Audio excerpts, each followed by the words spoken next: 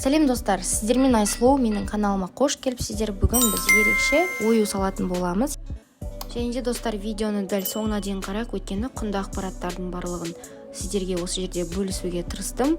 Соңында да бірнеше ақпараттармен бөлісіп кетемін. Жеңіл бұйымдарға осындай оюларды кестелеу арқылы зигзаг тігісімен салуға болады. Ендеше ары қарай сілтемеде шаблон қалдырып кеттім. Жүктеп алып қағаз бетіне шығарсаңыздар да немесе интернеттен кез келген шаблонды алуларыңызға болады. Тігіп алғаннан кейін матамызға орналастырамыз. Сіздердің өздеріңіздің қалауларыңыз бойынша бізде кухонный фартук тігіліп жатыр. Және де соны теріс қаратып, матамыздың қойғымыз келген жерге теріс жағынан орналастырып аламыз.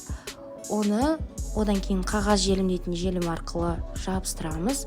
Бұл жердегі осы құпиясы да ең бірінші осы болмақ, яғни қағазымыз кейінде алып тастаған кезде жеңіл алынады. Сол кезде біздің тігісіміз де оюымыз да әдемірек болып, қаттырақ болып көрінеді.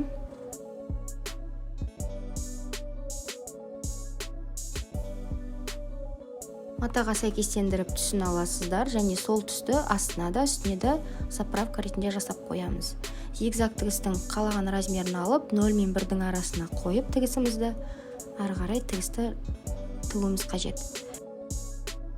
Енді бұл жерде біз бірінші барлығын вертикально тігіп шығамыз, яғни бір бағытта барлық тігістерімізді. Одан кейін барып горизонтальны көлденеңнен тігеміз. Матамызды оңға солға бұрып отпас үшін ең оңай тігіс. Және де мына жерде біз тігіс инемізді осылай көру арқылы размерлері келіп тұрма, бұдан үлкеніне қою керек немесе кішісіне қою керек деген сияқты барлық жағдайларды қарап аламыз.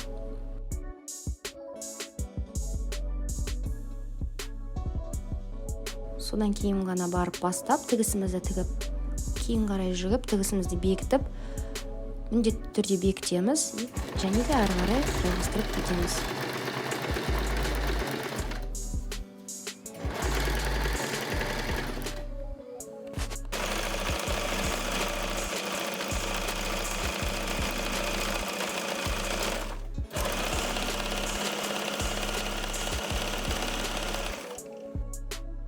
Мінекей ұзыннан барлығын тігіп алып жатырмын, және де мына жерде көрсетейін дегенім шатасып кетпес үшін осылай оюдың ішін бояп қойсаңыздар болады.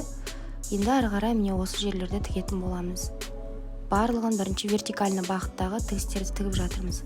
Осылай машинамызды бұру арқылы міндетті түрде өлшемдерін қарап аламыз. Оюымыздың өлшеміне сәйкес келу керек иненің барар жерлері. Және де бекітуді ұмытпаймыз тігісімізді. Әрбір шетіне келген кезде бекітіп отырамыз да, инемізді, жібімізді үзбей әрі қарай жалғастыра береміз.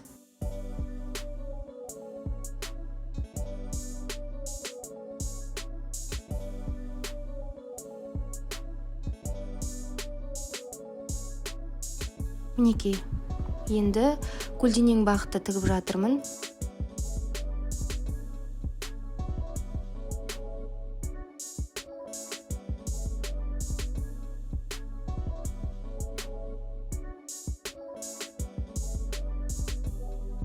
Не болдық, енді қағазымызды алып тастаймыз. Ішкі жағындағы қағазды алсаңыздар да болады. Мен мұн жерде астар мата пайдаланатын болғасын алып тастамадым. Және де ең бірінші бұл видеоны түсірмес бұрын тестировать еткен болатынмын. Яғни жуғаннан кейін мата өзін қалай көрсетеді деп. Қағаздары түсіп қалады да, кестеміз орнында қалады. Сондықтан уайымдамаңыздар. Артық жіптердің барлығын қиып тастаймыз. Қажет емес. Жақсылап оның барлығын қию қажет, үзілмейтіндей қылып, қарап, бірде-бір жіп қалмасын артық. Мінекей осындай бізде кестеміз пайда болды. Әртүрлі бұйымдарға аппликация ретінде салсаңыздар болады. Ешқандай да қиындығы жоқ. Осындай сіздер геометриялық оюлар таңдап алсаңыздар, сіздерге тіпті оңай болады. Бұл жердегі жайт ескеретін жіптің сапасы болу керек. Жақсы, менде жіп сапасыз болып қалып, кішкене теріс жағынан аударған кезде кейбір жерлері онша емес болып қалды. Сондықтан да жіптің сапасына міндетті түрде мән беріңіздер. Сіздермен болған Айслоу, менің каналым ұнаса жазылып қойыңыздар, сау болыңыздар.